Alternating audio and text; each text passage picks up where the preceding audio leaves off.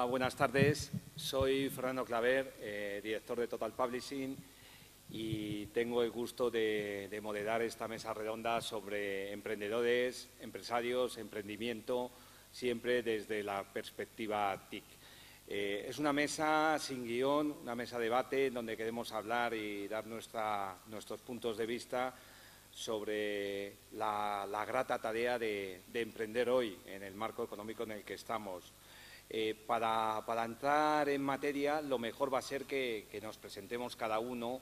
Creo que aquí hay una buena combinación entre emprendedores 2.0, mundo universitario, gente con experiencia incluso en el tema jurídico. Vamos a hablar un poquito de esta ley de emprendimiento que nos ha sacado el Gobierno.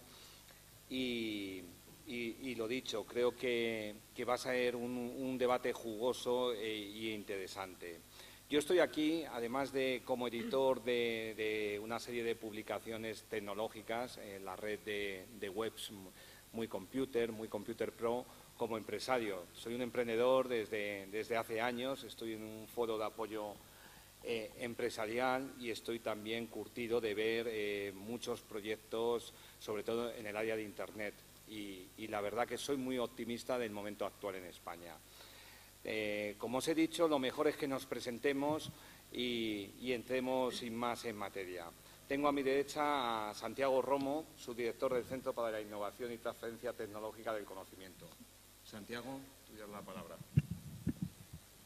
Bueno, quizás como decías, una primera intervención de presentación fundamentalmente. Yo empecé a trabajar cuando prácticamente el sector de informática en España no estaba tan maduro, por supuesto, como ahora. De hecho, no existía la titulación de informática.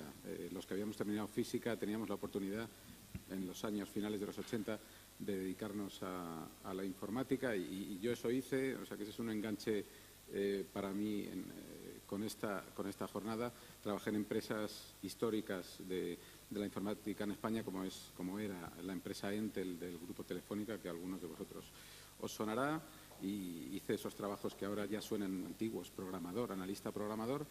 Y después de tener gratas experiencias en el sector, me he dedicado fundamentalmente a la gestión. He estado 10 años en el CEDETI y otros 10 años llevo aquí en la OTRI de la universidad. Es decir, mi visión es más de facilitador, de acompañante de los emprendedores y de intentar sacar la universidad al mercado, a la sociedad, que es la labor que tenemos las oficinas de transferencia de las universidades. Por ahí irán mis opiniones. Si os parece, como decía, será una primera intervención de presentación y ya a partir de ahí pues emitiremos opiniones o comentarios. Daniel, ¿te presentas? Muy bien. Bueno, pues buenas tardes otra vez. No os voy a volver a aburrir con lo mismo que os he contado antes. Pero bueno, mi nombre es Daniel Marote, como sabéis, y pues soy director general de Hydra Social Media. Y pues encantado de compartir con vosotros esta mesa de debate, a ver si podemos dar algunas pinceladas, ¿no?, de este interesante y difícil mundillo, pero tan necesario en la sociedad española actual. Así que encantado de estar aquí. Muchas gracias. Muy bien. Pues nada, Miguel Recio, de Global Data Protection, aparte de hablarnos de su enfoque del emprendimiento, también nos va a hablar de la ley en algún momento del debate. Por aquello de lo jurídico, buenas tardes a todos. Creo que han sentado un abogado en la mesa. Soy licenciado en Derecho y abogado. Me gustaría también señalar, estuve trabajando varios años fuera, en Estados Unidos, y quizás por eso de mi paso de Estados Unidos, un día decidí regresar a España y emprender mi propio negocio, aunque sean en servicios jurídicos, pero basados también en tecnologías de la información, derecho de las tecnologías de la información. Muchas gracias. Por mi lado izquierdo tengo a Antonio Fernández Perraza, que también es un emprendedor que también ha alcanzado el éxito, sobre todo con el desarrollo de aplicaciones para smartphones y demás. Antonio. Sí. Hola, muy buenas tardes. Y nada, como dice Fernando, pues yo soy Antonio Fernández, soy ingeniero informático, pero muy pronto, incluso al estar acabando la universidad, me di cuenta de que lo que me gustaba eran los negocios, el emprendimiento. Es un mundo muy interesante, muy difícil, muy bonito, y creo que, por suerte o por desgracia, ahora es uno de los puntos más necesarios que existen. No solo lo que es el hecho de emprender, parece que tiene que ser alguien joven, recién salido de la universidad y demás, sino que hasta personas mayores que están cambiando un poquito el modelo de laboral, tenemos que coger esa autorresponsabilidad de tenemos que crear, tenemos que hacer, tenemos que proponer y que proponer a esta sociedad, ¿no? Un poquito. Y nada, luego seguiremos hablando de todos estos temas más en profundidad, pero simplemente eso. Soy director de Nexora, es una empresa que creamos hace 2 años y medio, mi socio y yo. Poquito a poco hemos ido creciendo, siempre con financiación, vamos, ninguna financiación, nuestros propios recursos. Hemos ido creciendo, creando otras empresas que hemos ido alimentando nosotros y bueno, la verdad que está yendo muy bien, queremos seguir creciendo muchísimo más. Estamos haciendo negocios ya en Estados Unidos, en Inglaterra, en otros países de Europa. Y bueno, y esperamos seguir así, que no tenemos de momento ganas de parar. Así que nada. Muy bien. Y finalmente, Javier Garzás, profesor de la Universidad Rey Juan Carlos I y CEO de Quibele. Hola, buenas tardes a todos. Yo soy Javier Garzás, soy un ingeniero informático que terminó la carrera en el 2000 y que jamás en la vida pensó que iba a emprender, nunca. Yo vine a Madrid, empecé a trabajar en empresas grandes, que conoceréis casi todos, durante muchos años. Pero bueno, como nos suele pasar a muchos informáticos en España, acabé un poco harto de cómo se hacían las cosas en muchos sitios y tan harto acabé que decidí emprender para intentar hacer las cosas de otra manera. Y así nació Quibele Consulting, que nació cuando yo ya tenía un pie en la universidad y que actualmente es una spin-off del grupo Quibele de Investigación de la Universidad Rey Juan Carlos. Y llevamos 7 años, yo creo ya, con sus cosas buenas y sus cosas malas. Lo hemos pasado bien y lo hemos pasado mal. Pero bueno, podemos decir que hasta hoy hemos sido la empresa que más proyectos de auditoría en tecnologías de la información y aplicados a software hemos hecho. Entonces, bueno, pues eso es un poco mi experiencia y cualquier cosa que queráis, pues la hablamos, ¿vale? Muy bien, pues nada, ya todos presentados, yo creo que es momento de entrar en materia. Y yo suelto encima de la mesa una pregunta. Emprendedor y empresario, diferencias. ¿Por qué el emprendedor está bien visto hoy día en este país? Quizá por la crisis de empleo, con ese 27% de parados que tenemos, y el empresario se le suele seguir identificando pues en ese señor gordo que se lleva el beneficio a casa y esa imagen, entre comillas, negativa. ¿Alguno se anima? Pues nada, Daniel. Te has tocado el punto sensible. Bueno, yo creo que cuando hay algo que la gente piensa, decía, yo es que sí digo mucho dicho de mi abuelo porque me gusta mucho, que cuando el río suena, piedras trae. Y si ha existido una especie de ¿qué palabra utilizar para no insultar a nadie, ¿no? Pero de rechazo hacia el empresario y demás, por algo será, ¿no? No siempre justificado, pero sí que es verdad que en muchas de las ocasiones, y yo me pongo como referencia, ¿no? Yo me identificaba contigo, yo vengo del mundo de las grandes corporaciones y decido emprender porque, pues, un poco buscando hacer proyectos equitativos en cuanto a lo que aporta un profesional y lo que recibe por esa aportación, ¿no? Y sí que es verdad, no en todos los casos ni en todas las empresas, ¿no? Pero que sí que existe esa creencia, ¿no? Antes decía yo en mi ponencia que el tema de emprender es una necesidad actual en España, ya no solamente de si queremos o no queremos, es que es una necesidad frente a la dificultad de oportunidades o las no oportunidades que hay en el panorama nacional, y emprender es la salida para los jóvenes. Es que no veo ninguna salida mejor, ¿no? ¿Esto quiere decir que todos los empresarios son malos? No. Esto quiere decir que a lo mejor las empresas que hemos nacido en esta época y que también, de cierta manera, tenemos ese acercamiento hacia la sociedad de la necesidad que hay de, oye, compénsame correspondiente a lo que estoy dando, ¿no? Lo que te estoy dando. Yo creo que sí que es muy cierto, ¿no? Y muy real. No sé, la gente también tendría que decir, ¿no? Pero así lo he vivido yo. ¿El abogado? Me toca a mí. Para mí, antes decía Daniel, hablaba durante su exposición del yo SL. Al final, la verdad es que en mi caso, el yo SL y el emprendedor han tenido que ser necesariamente al mismo tiempo. ¿Por qué? Pues porque para prestar servicios, creo que más fuera de España que no en España, porque bueno, la situación actual es donde están muchos de los servicios, muchas veces gobiernos de otros países o incluso empresas buscan siempre el referente de la empresa. Piensan que les va a dar más seguridad jurídica, cuando al final no es así. A lo mejor el emprendedor por sí solo les puede dar muchos buenos servicios y no necesariamente bajo simplemente una forma jurídica, que lo único que va a hacer al final es decir que en este país, no sé, vamos ahora ya por no sé cuántos millones de empresas. Al final lo único que conseguimos con la forma de empresa es subir unos números, y quizá también tendríamos que distinguir entre esas grandes corporaciones, esas grandes empresas y las empresas pequeñas que están surgiendo ahora, que son las que al final mantienen en muchos casos incluso números superiores de empleados y posibilidades de trabajo que puedan surgir para quienes no están emprendiendo de por sí mismos.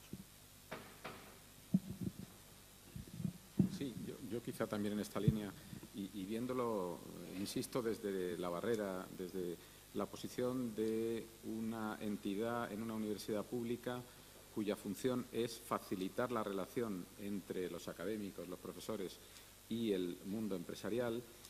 Desde ese punto de vista, el fenómeno de los emprendedores de fuera, quiero decir, luego si queréis entramos en el mundo de los emprendedores académicos, genera realmente una complicación. Es decir, tener un tejido o un sector tan diluido genera muchos problemas de relación. Es decir, en el mundo ideal sería mucho más fácil tener interlocutores grandes que tuvieran, dentro de una política más equitativa, por supuesto, de reconocimiento de los empleados, pero desde el punto de vista del país, de la organización, el hecho de que hubiera, y lo digo así conjugado, empresas grandes que tiraran de sectores sería positivo, siempre que fuesen sanas, como se dice, como se mencionaba antes.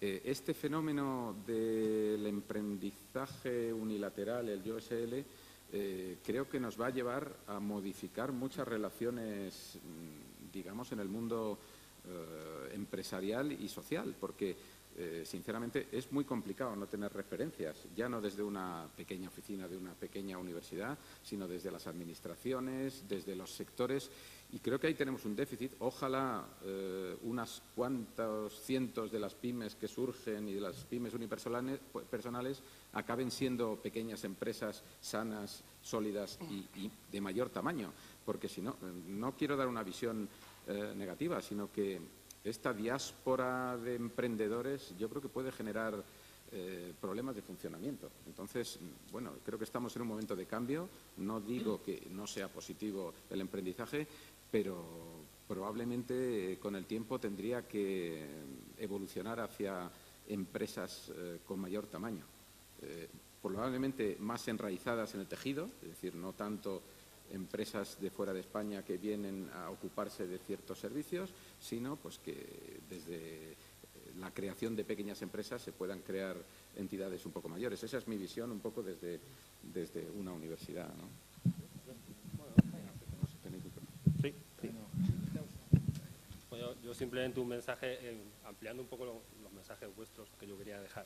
Yo creo que estamos creando un poco, dándole a los jóvenes como que la única solución y oportunidad de futuro que tienen es emprender. Pero yo creo que es responsabilidad nuestra, sobre todo los que hemos estado metidos en esto y lo conocemos, de leerles la letra pequeña de emprender. Y estamos en uno de los países más complicados para emprender, más riesgosos para emprender. Un país en el que emprende con la ilusión no lo sabe, pero se está jugando su vida, su carrera, incluso su casa, sus propiedades y demás. Entonces yo el mensaje que quiero transmitir no es de pesimismo, es de realismo. Porque la burbuja yo creo que en algún momento puede llegar a pincharse. Entonces es una cosa muy buena emprender, pero ojo, que todo el mundo tenga clara la letra pequeña. Hoy nos comentaba Miguel que la ilusión que teníamos de la nueva ley de emprendedores ha quedado en nada. Estamos exactamente igual. Entonces yo creo que esos dos mensajes deberíamos llevarlos en paralelo también. Bueno, la verdad que intentar ser muy rápido, pero es que me parece que se han comentado 3 o 4 cosas interesantísimas. Uno, como decía al principio de la presentación Javier y después Daniel, yo también me sentí un poco identificado en ese... Estaba en la empresa española típica, la grande, ¿no? Un poquito, y te das cuenta cómo se trabaja y es cierto que genera rechazo, genera rabia, porque estás intentando ser bueno, ser mejor, aportar a tu empresa y no te sientes realizado, no sientes que se valora, no sientes todo eso, ¿no? Y también, aparte de lo que es la propia vocación y las ganas de hacer muchas cosas, crear una empresa también era un poquito con ese concepto, es decir, no, vamos a intentar hacer bien las cosas, vamos a intentar demostrar joder, que se pueden hacer bien las cosas. No hay por qué ser un gran empresario gordo, fumar puros y explotar a los trabajadores para que vayan bien una empresa, ¿no? De hecho, nosotros siempre hemos querido intentar hacer un modelo más americano, ¿no? Un win-win de verdad, tanto con trabajadores, con clientes. Parece muy marketingiano y es verdad que a veces los clientes creen que les estamos diciendo esto, pero a la hora de la verdad lo queremos llevar a cabo y lo llevamos a cabo y creemos que está siendo una de las claves de nuestro éxito empresarial. Yo la verdad que yo sí que no distingo entre empresario y emprendedor, yo me considero empresario y muy orgulloso de ello. Y lo que creo es que está en nuestra mano cambiar esa imagen, ¿no? Está en nuestra mano demostrar que podemos ser una gran empresa siendo honestos, siendo buenas personas y dando un servicio apropiado. Y también un último punto que decían, sí que creo que muchas veces en España tenemos poca ambición. Tenemos una ambición de emprender, quedarnos en 8, 10, 40 personas trabajando para una compañía y nos gusta mucho un modelo así más europeo, alemán, estadounidense, que una pequeña compañía tiene 400 empleados, 500 empleados. ¿Y por qué no vamos a eso? Si podemos hacerlo, tenemos que tener otra serie de pautas de las que se han tenido hasta ahora, que es mirar fuera, por ejemplo, trabajar más en equipo, con otras colaboraciones y demás, pero creo que actualmente, respondiendo en conclusión a la pregunta de Fernando, sí que existe una diferencia al final de imagen en España entre lo que es el empresario, que es explotador y demás, el emprendedor que al final es un pardillo que intenta salir de la universidad a hacer algo, pero sobre todo que está en nuestra mano cambiarlo y que estamos en ello, vaya. Un tema que ha salido aquí es el tema de las ayudas públicas, que últimamente se ha hablado de la ley de emprendimiento que vamos a sacar también a debate. Yo tengo la percepción, y no la percepción, el conocimiento de que en el sector TIC, por ejemplo, se han creado muchas empresas al rebufo de las subvenciones, de los planes Avanza, los años de bonanza, pues ha sido un baño de ayudas y dinero que muchas compañías pues han aprovechado, unas con oportunidad del pelotazo, de aquí me apunto, aquí desarrollo un proyecto, y otras es verdad que se han basado en este tipo de ayudas para consolidar proyectos empresariales que hoy ya son realidades. Este grifo se cortó hace un par de años y se nota. ¿Qué opináis de las ayudas empresariales en los proyectos? ¿Creéis que el auténtico emprendedor las necesita o son a largo plazo un despiste, digamos, en la auténtica gestión de una empresa? Pues el que se anime. Solamente ahora para responder a tu pregunta, pero quería sacar a colación una noticia que yo creo que es importantísima para nosotros en España, ¿no? Además, esta noticia, fijaros que es de hace nada, del 7 de junio del 2013, donde se vuelve a publicar que en España las pymes representan el 65% del PIB, el 80% del empleo y el 99% de las empresas constituidas. Con lo cual, a ver, nuestra estructura económica desde siempre no ha estado basada en las grandes corporaciones. No sé, y las economías referentes creo que también nos han demostrado que nunca ha sido el modelo idóneo, ¿no? Especialmente a la hora de crear empleo y de generar oportunidades. Volviendo al tema que has sacado tú de ayudas y demás, y también antes lo comentaba durante la ponencia, ¿no? Que es nuestra actitud. El tema de la financiación siempre es un tema importantísimo a la hora de lanzar cualquier proyecto, ¿no? Pero cuando la financiación es pública, y especialmente si era con una subvención y demás, que muchas veces eran a fondo perdido, eso hace que la gente se relaje, que no haya esa presión sana de tener que sacar el proyecto adelante para poder sobrevivir y tirar para adelante, ¿no? Con lo cual, no sé, yo creo que ya la gente está cansada también de esperar a que sea el gobierno, los políticos y sea otros los que nos saquen y no nosotros mismos los que generemos esa oportunidad y esa ventaja competitiva para salir adelante. Es que no esperar que sean otros a mí nunca me ha generado un especial interés. Siempre pienso que lo mejor es ponerse uno las botas y tirar para adelante y correr.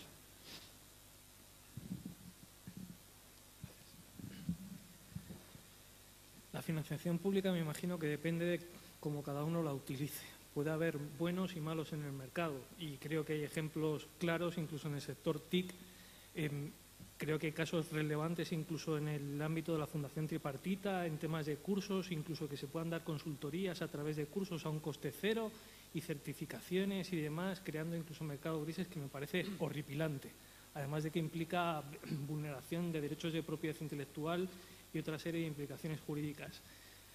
Financiación pública, pues también están ahí los bancos, y los bancos están recibiendo financiación pública, pero el emprendedor no tiene acceso al banco.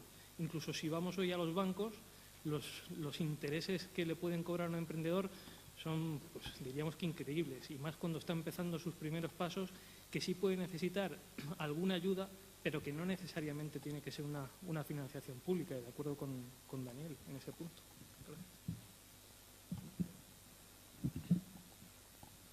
Sí, yo sobre el asunto de las ayudas públicas creo que hay mucho que decir. Es un tema que no es sencillo. A veces intentamos simplificar viendo con esta visión idealizada de yo debería poder llevar adelante mi negocio sin ninguna ayuda pública porque creo en él, porque está bien estructurado y porque el mercado lo va a reconocer.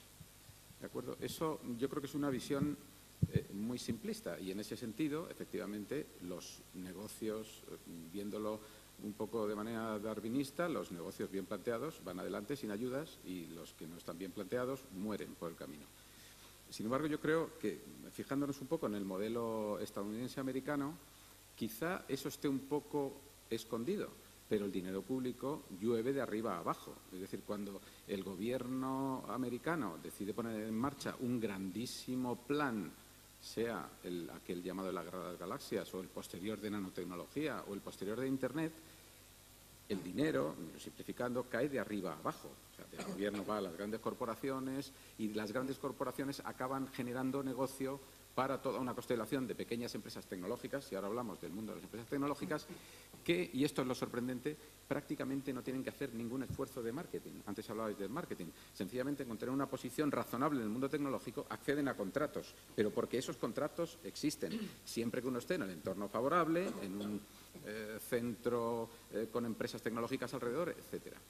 Es decir, ahí parecería que no hay ayudas públicas, pero hay grandes programas gobernados por el Estado que generan una inversión brutal, mucho mayor de lo que ni siquiera Europa haya lanzado, porque el modelo europeo es un poco distinto.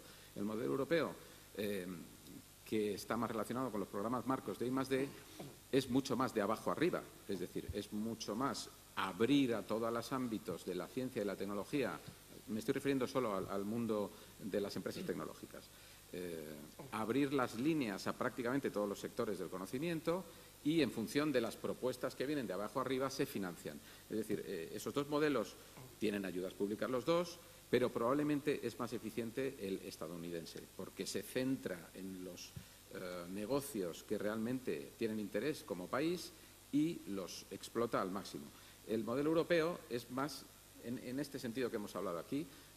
Pues se abren líneas en transporte, en biotecnología, en ingeniería del conocimiento, en cientos de temas, y es verdad que los programas excelentes reciben financiación. Yo, sinceramente, al margen de opinar si la ayuda pública es positiva o negativa, creo que es necesaria, y creo que todos los países desarrollados tienen un nivel de ayudas públicas alto. Se podría pensar o se podría analizar desde diferentes puntos de vista.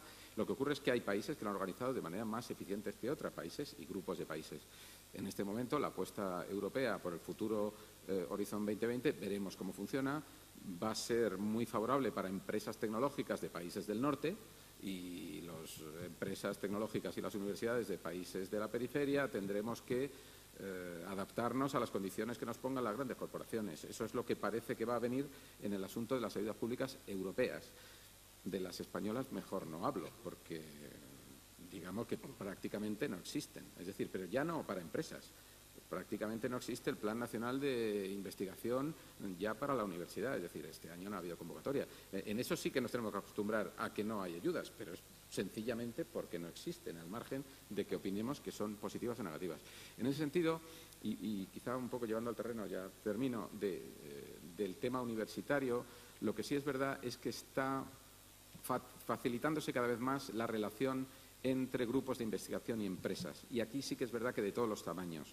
empresas que están empezando o que están en una situación razonablemente instalada y necesitan expertise en el mundo académico, lo están encontrando con cierta facilidad en las universidades. Y ahí sí que las cifras de contratación de investigación o de servicios de innovación entre universidades y empresas están siendo razonables para, digamos, lo que está cayendo en el mundo empresarial.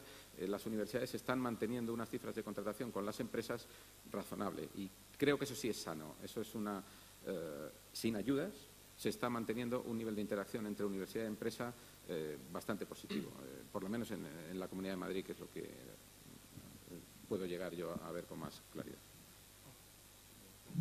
Perdona, por el micrófono. Bueno, yo lo que pienso es que si queremos empresas punteras de emprendedores y que sean punteras, hace falta financiación. Eso yo creo que es una evidencia. Y la financiación o viene o por el Estado, o viene por los bancos, o viene por inversores. Ahora los bancos no financian, los inversores en España poco y el Estado tampoco. O sea que o el Estado financia o tenemos inversores nuevos o los bancos a los cuales el Estado ha financiado abren el grifo.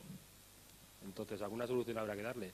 Yo coincido con, creo que lo dijo Daniel, que una financiación pública no controlada y regulada hace empresas dormidas cuyo objetivo no es conseguir clientes y ser rentables y beneficios y demás, sino que crea empresas dormidas. Empresas que incluso se crean durante el tiempo que dura la ayuda. Pero quizá el problema sea gestionar bien la financiación pública, no cortar la financiación pública, porque si cortamos la financiación pública, que yo creo que prácticamente ya la hemos cortado, pues no sé, ¿qué pasará? Que los emprendedores pues se acabarán yendo a Irlanda, a Estados Unidos, a Alemania, a Chile o a Colombia, porque alguna solución habrá que darles. O sea, son pocas las empresas de emprendedores que pueden nacer como hemos nacido muchos, sin nada.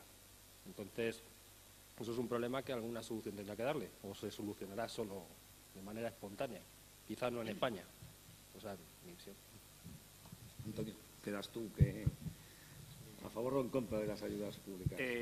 Hombre, la verdad que yo personalmente estoy en contra. Yo creo un poco lo que ha dicho Daniel, pero porque es mi forma de ser. Yo, como tenga que esperar una ayuda pública, que de hecho ahora hemos hecho una aplicación y, pues una ayuda de una universidad y tal, y lo echamos en enero y no sé qué ha pasado. Y la aplicación va genial y el modelo de negocio salió muy bien y gracias a Dios, y por eso va bien, ¿no? Entonces, es la única ayuda que medio hemos intentado y era porque la carga burocrática era muy ágil en ese caso y lo hicimos, pero yo creo que para que las cosas vayan bien hay que ponerse a trabajar, como dice Daniel, ponerte a correr, tener muy claro tu modelo de negocio y eso va a hacer lo que al final va a hacer un negocio salir adelante. A lo mejor esto en nuestro caso, que es el mundo de las tecnologías, es un poquito más ventajista, porque a veces es cierto que otro tipo de modelos de negocio sí que necesitan una financiación. Financiación pública, tal y como está, no. Yo creo que no. Es cierto que, como decía antes Santiago, que en otros países, otros modelos estamos viendo que sí que está bien estructurado. Entonces, por ejemplo, ¿por qué no la ayuda pública fuera que se orientara igual que la privada? ¿Por qué a mí me gusta más la privada? Porque un inversor privado lo que quiere es ver el modelo de negocio y ver si va a salir bien. Yo creo que cuando alguien recibe una ayuda pública, igual que se adormece, la parte de la que recibe la ayuda, la parte que da la ayuda también se adormece. A veces hemos dado ayudas a modelos de negocio, a negocios que no, tampoco, hasta se veía que no iban a ser exitosos. Si se orientara un poquito la ayuda pública con esa visión crítica, objetiva, analizando la rentabilidad del proyecto, a mí me parecería fantástico, pero que la parte pública fuera prácticamente como un inversor privado. ¿Por qué diferenciamos? Entonces parece que el privado es alguien que está buscando una rentabilidad a medio o largo plazo, y parece que la ayuda pública es que tenemos que dar ayudas públicas. No, señores, vamos a dar ayudas públicas, vamos a ser inversores. Oye, si me viene una buena idea, pues yo soy el gobierno y voy a ser inversor, pero no ayuda pública, voy a ser un inversor. Y te voy a dar este dinero para que tú crezcas con el negocio. Incluso, oye, que el propio gobierno se alíe a esa empresa. Vamos a ir hacia adelante, no ayudas públicas a fondo roto para la empresa, pero también para el gobierno. Tenemos que gastar al año no sé cuántos mil millones de euros en ayudas. A cero retorno para la sociedad y para la empresa, para el país. Tampoco lo veo bien. Yo creo que hay que hacer esa mirada crítica y ese cambio de mentalidad en general. Muy bien, Antonio. Bueno, cambiando de tercio, una pregunta de formación. ¿El emprendedor nace o se hace? Y si se hace, ¿dónde mejor se hace? ¿En estas escuelas de negocio que valen un porrón y que nos enseña a hacer unos business plan fabulosos para conseguir rondas de financiación que muchas veces van a puerto y consigues que una compañía que no factura un euro tenga un valor pre-money de 2 millones de euros, o la escuela de la calle, la escuela del fracaso tan valorada por los americanos, que no lo ocultan, sino recientemente entrevistaba al fundador de Twenty y lo que se vanagloria no son de los éxitos, son de los fracasos, de las bofetadas que uno se pega y que no se ocultan, porque por lo visto son la mejor escuela. Bueno, pues eso, ¿dónde formarnos para ser emprendedor? ¿Quién se anima?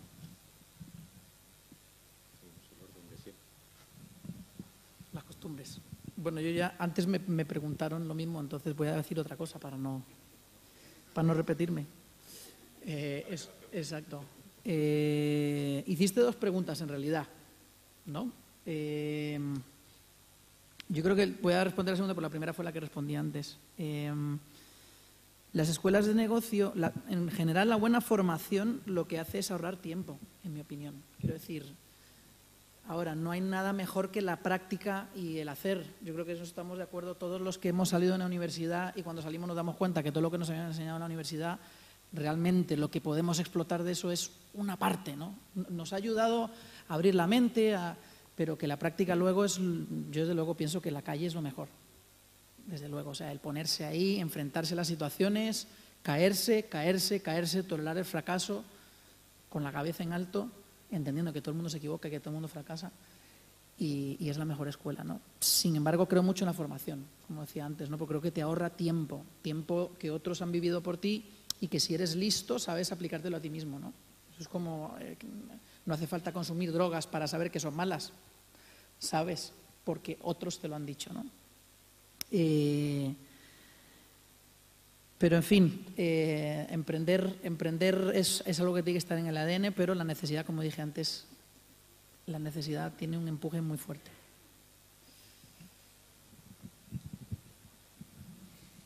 La necesidad te hace emprender, como decía Daniel. Yo creo que en mi caso, bueno, no sé si necesidad o qué camino tomo, uno u otro. Al final emprendí.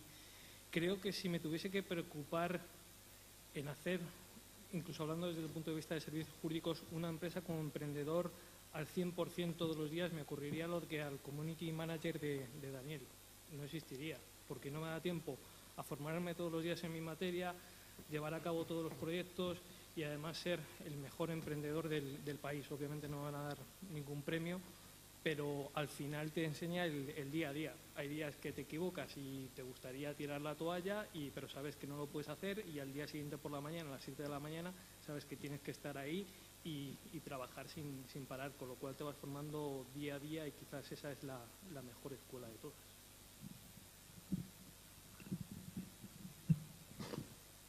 A mí la pregunta me parece muy difícil, sinceramente, el tema de dónde aprender a emprender o si se nace emprendedor.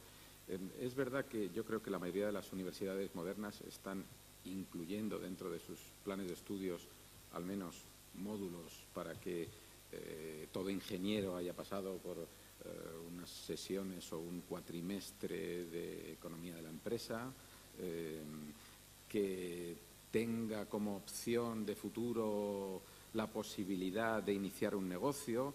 Pero, sinceramente, yo es que, lo decía al principio, soy un poco escéptico con sobrevalorar, aunque esté rodeado de emprendedores, no me importa, con sobrevalorar el mundo o sobrevalorar el orientar a incluso una mayoría, digamos, de titulados hacia emprender negocios en primera persona. Es decir, yo creo que efectivamente hay perfiles y caracteres más proclives a crear un negocio por sí mismo, pero no deja de ser un profesional muy valioso el que se incorpora a una organización, si existiera. Digamos que ahora el problema es que no hay trabajo en las organizaciones, y dentro de una organización no tenga que ocuparse ni de darse de alta en el registro mercantil, ni de llevar las cuentas de la empresa. Es decir, eso no es bueno ni es malo. Es decir, ser emprendedor y tenerse que ocuparse de los recursos humanos y de la contabilidad y etcétera, etcétera, etcétera, bueno, es a veces una necesidad, aquí se ha dicho, pero probablemente un ingeniero de telecomunicaciones se tiene que centrar en que este micrófono funcione bien. y a lo mejor se jubila y nunca ha sido emprendedor, pero ha hecho unos micrófonos, ha sido emprendedor de micrófonos. Es decir, yo creo que la figura del emprendedor que tiene que estar efectivamente en la calle, que no tiene despacho, que lleva en su portátil todo, probablemente sea una necesidad en estos momentos, pero no sé si es lo más eficiente, por ejemplo, para el país. Es decir, yo ahí tengo mis dudas. Hay que formar emprendedores. Creo que hay que formar espíritus críticos y abiertos y simplificando. No hay que formar funcionarios, pero es que resulta que las encuestas dicen que buena parte de los españoles que estudian quieren ser funcionarios, o al menos querían. Probablemente después de estos 3 años de desprestigio de los empleados públicos, cada vez menos gente quiere ser funcionario. Yo no soy funcionario a todo esto.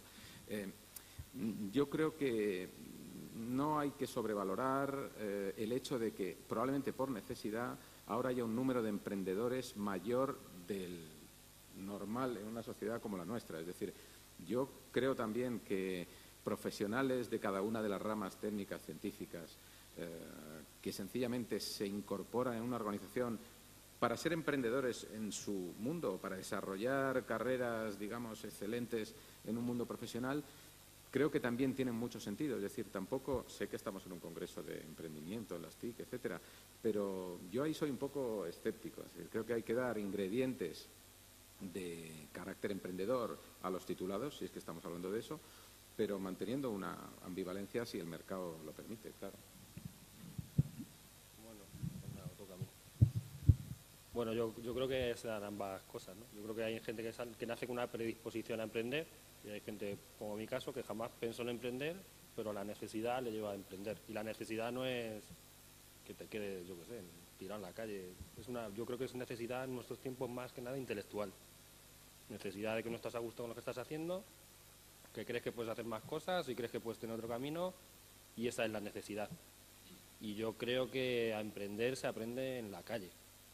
En la calle yo no he hecho un MBA y yo creo que de 6 años de empresa me he hecho 6 MBAs, entre comillas.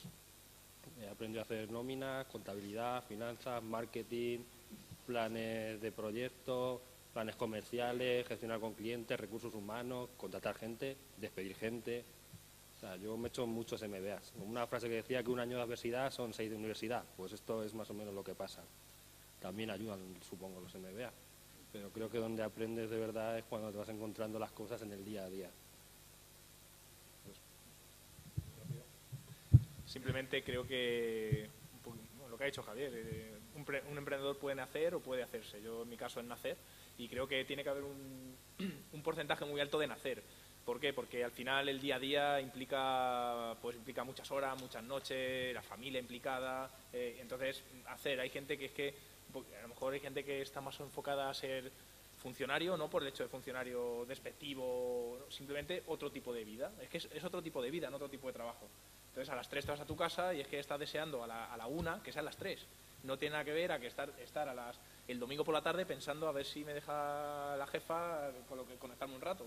Entonces, por eso, yo creo que para ser emprendedor o empresario tienes al final muchísimo jaleo, tantas cosas en la cabeza que tienes que llevar todo adelante, como dice Javier. No simplemente hacer mi trabajo de conectar el micrófono o ser escritor, escribir un libro, sino es que tienes que hacer tantísimas cosas que en una jornada laboral no te vale, ¿no? Entonces, como no nazcas, yo creo que regular. Puede ser regular, puedes sufrir tú, tu familia, no puedes ser feliz con ese tipo de vida. Mi hermano, por ejemplo, tengo muchos amigos que me admiran y mi hermano es que se pegaría un tiro si tuviera que ser yo. Dice, yo no quiero que, no fastidies, es que no tienes vida. Y yo creo que mi vida está llena de todo. Yo no cambiaré mi vida por la de nadie, ¿no? Entonces, claro, yo creo que ese punto es muy importante tenerlo en cuenta. Y simplemente yo sí que he hecho un MBA y me encanta, me apasiona y he hecho varios máster de negocios porque me encanta y haré más, pero yo no creo necesariamente que sea un punto clave para que te vaya bien una empresa, pero ciertamente sí que quizá te acelera el aprendizaje, pero claro, puedes haber hecho el mejor MBA en el Instituto de Empresa y demás, pero como después no tengas sentido común, no tengas todos los ingredientes necesarios para que tener éxito, no lo vas a tener. Y al revés. Es verdad, también hemos tenido casos que incluso clientes nuestros que hemos visto como los pobres, nosotros llevamos 2 años y medio con la empresa y desgraciadamente ya hemos visto algunas empresas que han cerrado de nuestros clientes. Y alguna vez te dan ganas de decir, joder, macho, por lo menos tú hubieras hecho un MBA, macho, y a lo mejor te hubiera ayudado a hacer cosas de primero de primaria, pero bueno, de cosas más básicas que quizás sí te hubieran ayudado. a lo mejor era ese punto de eso era el fracaso que después vendrá el éxito, ¿no? Pero bueno, es lo que hay que pensar pero bueno, yo creo que siempre que le puedes complementar, no tiene por qué ser una MBA, puede ser por la noche leer, tienes que hacer una campaña de marketing, pues bueno, pues te empapas de todo y al final estás haciendo un MBA día a día, ¿no? Muy bien, Antonio, muchas gracias. Pues yo creo que antes de dejar el turno abierto a alguna pregunta que tengáis vosotros, pediría a todos que resumiesen en 2 consejos, en dos pinceladas, a aquellos que se animen a emprender, qué son los puntos básicos según vuestra experiencia, ¿no? Está claro, por lo que hemos visto, que la universidad está en la calle, aunque los MBAs y la formación cuentan y aceleran el proceso, pero ¿qué aconsejaríais al que se lance al ruedo de emprender en esta España del siglo XIII, año 7 de la crisis?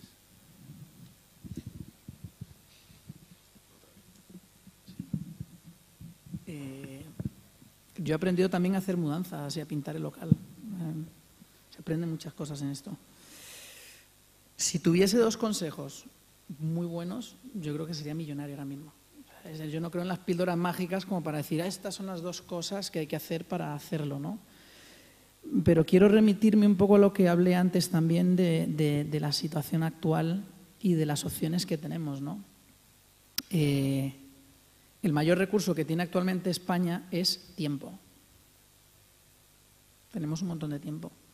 Con lo cual, ¿dónde vamos a invertir el tiempo? Es la diferencia en que ese tiempo se convierte en valor de alguna manera, porque al fin y al cabo es un activo súper valioso. De hecho, el problema cuando emprendes y ya estás metido en proyectos, ese es el recurso que no tienes, tiempo. Pero cuando estás en una situación de ¿qué hago? ¿Qué oportunidades tengo? Yo sí creo que el juntarse, como dije antes, ¿no? 4 o 5 personas con intereses comunes, con una visión común y tal, que puedan crear un proyecto con una visión diferenciadora y todas las cosas que antes hablamos, es una opción viable, realista, que hay muchos ejemplos. Es verdad que la mayoría fracasan, de hecho ya esa estadística se ha publicado, 1 de cada 1000 proyectos emprendedores a nivel mundial, no solo en España, son los que realmente triunfan. Esa es la estadística, es una estadística dura, pero ahí estás tú para retarte a ti mismo e intentarlo, ¿no? Y como digo, es la mejor opción que yo veo a la situación actual, o hacer prácticas por gratis o por 200 euros al mes, ¿no? Entonces, no sé, esa es mi opinión. Bueno, yo simplemente diría que, y lo ponía esta mañana cuando hacía la otra exposición, emprender es difícil pero no imposible. Eso sería la primera. Y la segunda, esto es tomar decisiones. Y decisiones tomamos todos los días en todos los ámbitos de nuestra vida. Con lo cual, el que emprende va a seguir tomando decisiones, y bien sea basado en la experiencia que le ha dado la calle o en la experiencia que le ha dado un MBA, va a seguir tomando decisiones. Con lo cual es simplemente seguir todos los días trabajando.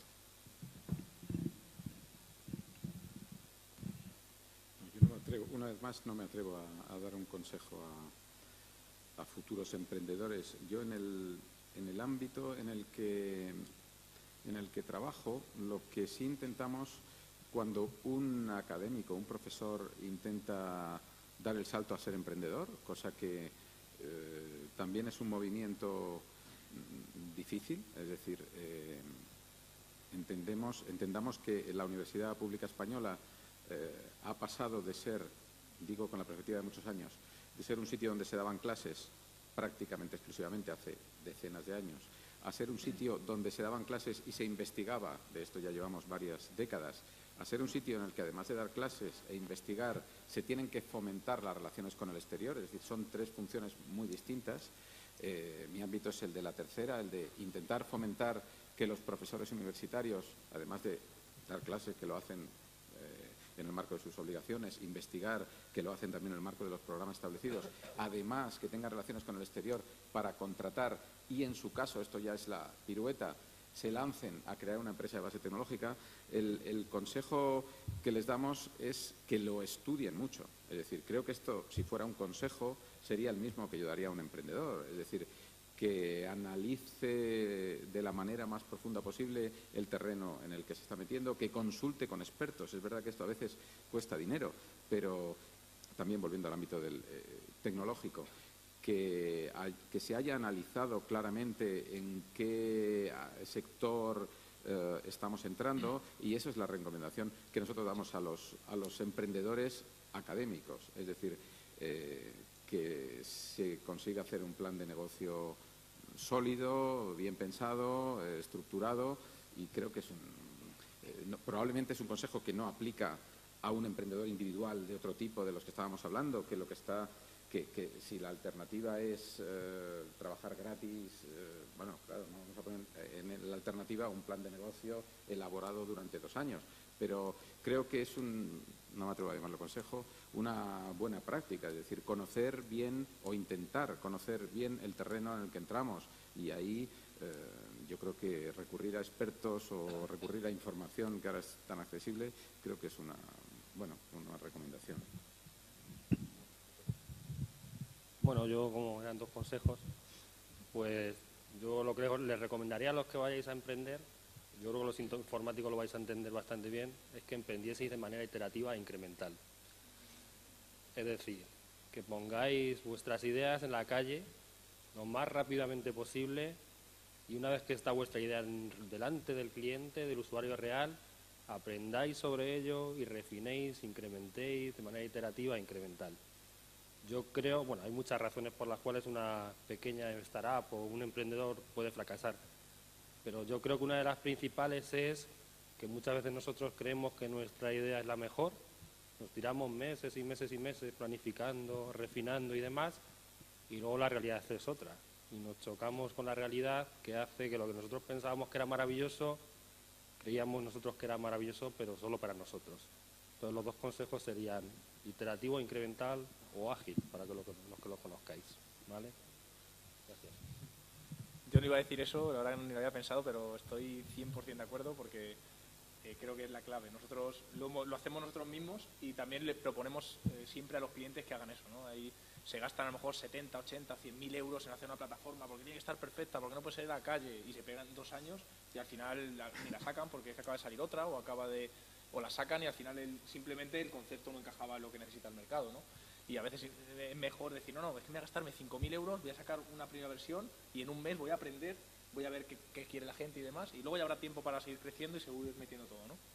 Pero básicamente yo creo que para emprender tienes que encontrar muy bien, como decía Santiago, o conocer muy bien el mercado o al menos proponer algo diferente de lo que se está haciendo. Yo creo que hay una diferencia, y eso yo casi no estaba en ese mundo, ¿no? Hace 8 años en el mercado laboral. Yo creo que casi, tanto en el mercado tecnológico todavía casi no había empezado, pero cualquier negocio casi era el boom. Entonces montabas un bar y el bar se llenaba, montabas una heladería y la heladería se llenaba. Ahora yo no creo que el mercado esté tan mal, yo lo que creo es que eso ya no funciona. No puedes poner un bar y esperar que se llene. Ese bar le va bien, la sureña le va bien, joder, algo harán, algo diferente harán. Entonces hay que innovar, tenemos que tener claro que tenemos que ofrecerle algo al mercado. Y ahora yo no me planteo emprender, ya sea algo tecnológico o sea una panadería, y pensar que voy a poner esto y va a funcionar. Eso ya sí que no funciona. Entonces hay que proponer algo al mercado, algo que quiera. Y el segundo punto muy importante es pensar en global. Todavía casi no hemos dicho aquí conceptos de abrirse al mundo. Si somos tecnológicos, es que tú puedes crear una aplicación hoy, aunque sea en el Apple Store, y ya está accesible a todo el mundo. Estamos solo hablando que España está muy mal, que no hay ayudas, que va a estar muy mal las cosas, que el mercado tal, que los clientes cierran, que la ley de emprendedores. No sé, ¿por qué no vamos a...? ¿Por qué no es que valen 30 euros los vuelos a Londres? ¿Por qué no vamos a intentar allí hacer negocios? Si es que no ayuda, sino todo. Pues yo creo que son 2 puntos muy importantes. Innovar, ¿no? Ver en qué puedo aportar a la sociedad, y ahí seguramente tendremos bastante éxito. Y el segundo, que pensemos más en global, de verdad, que va a ser mejor. Muy bien, Antonio. Creo que has tocado una de las teclas que yo también tenía para hablar. Me quedan en el tintero bastantes preguntas, como emprender solo o acompañado, pero creo que es el momento vuestro de que si tenéis alguna pregunta, duda que queráis hacer a alguno de los panelistas que me acompañan, pues aprovechéis el momento y se la hagáis. ¿Algún voluntario a romper el hielo? Perdona.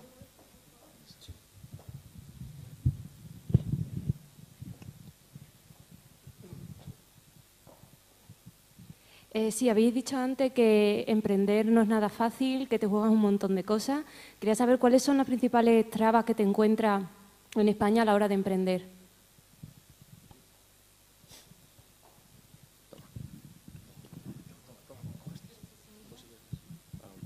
Bueno, aparte de las propias innatas de validar tu modelo de negocio y demás, yo creo que hay una gran cantidad de problemas derivados de la legislación y los impuestos. O sea, eso es mortal. O sea, es como si fueses andando con una cadena de estas de los presos que vas arrastrando constantemente. Es una cosa que rompe la lógica y la física y las matemáticas y demás. O sea, consigues grandes proyectos y es muchas veces lo peor para tu empresa. El tema del IVA es horroroso. O sea, tú consigues un gran proyecto que te implica una gran factura, que te implica pagar un...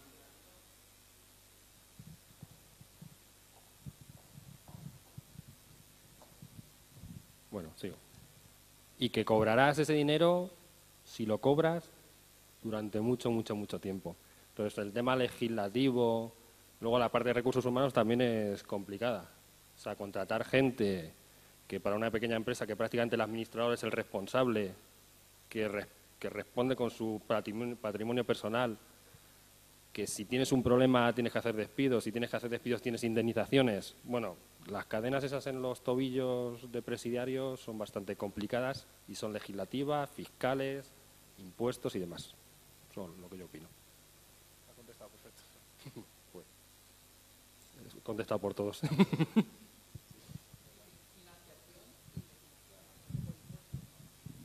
El mayor socio de cualquier negocio en España es el Estado.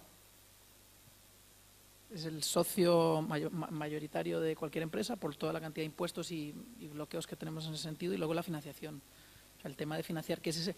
De hecho, fíjate que en los negocios online, que es una opción muy interesante, justo por ser tan interesante es de los negocios que más fracasan, porque la gente piensa que, es que no hace falta nada detrás para hacerlo. No es verdad. No es gratis. No podemos pensar nunca que es gratis. Hace falta inversión. Y la inversión siempre es lo más difícil. Los amigos, los tal, perder familia por culpa de eso. En fin. Cuando estábamos hablando antes de las ayudas públicas, está a punto de comentarlo. Yo no creo tanto en las ayudas públicas como sí creo que tiene que cambiar todo esto. Tiene que cambiar pues la forma de crear una empresa, tenemos que ser mucho más ágiles.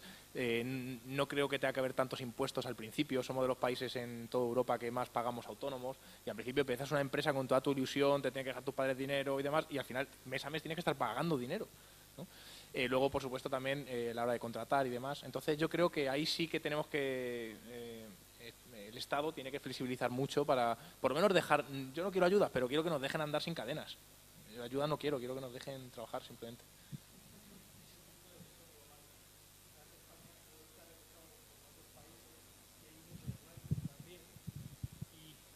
Incluso una nota sobre el famoso anteproyecto de ley de emprendedores es que dice que el Ministerio de Competitividad evaluará bienalmente la posición de España conforme a los rankings internacionales. A mí bienal, en el ámbito tecnológico, o sea, es que eso es incompatible. O sea, España tiene que avanzar mucho más, incluso tendríamos que decir, vamos a fijarnos en países que están muy por detrás de España, que a lo mejor están avanzando mucho más rápido como consecuencia de acciones que vienen incluso del propio gobierno, y quizás aquí deberíamos aprender de lo que están haciendo otros para que los emprendedores realmente puedan hacer su trabajo día a día en ese sentido.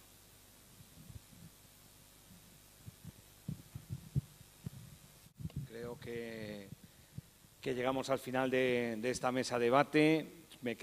Solo me queda dar las gracias a Santiago, Miguel, Antonio, Daniel y Javier por estar aquí con nosotros, darnos su punto de vista como emprendedores que son, o gente muy relacionada con el emprendimiento. Y nada más. Gracias por vuestra asistencia y hasta el próximo Congreso Académico.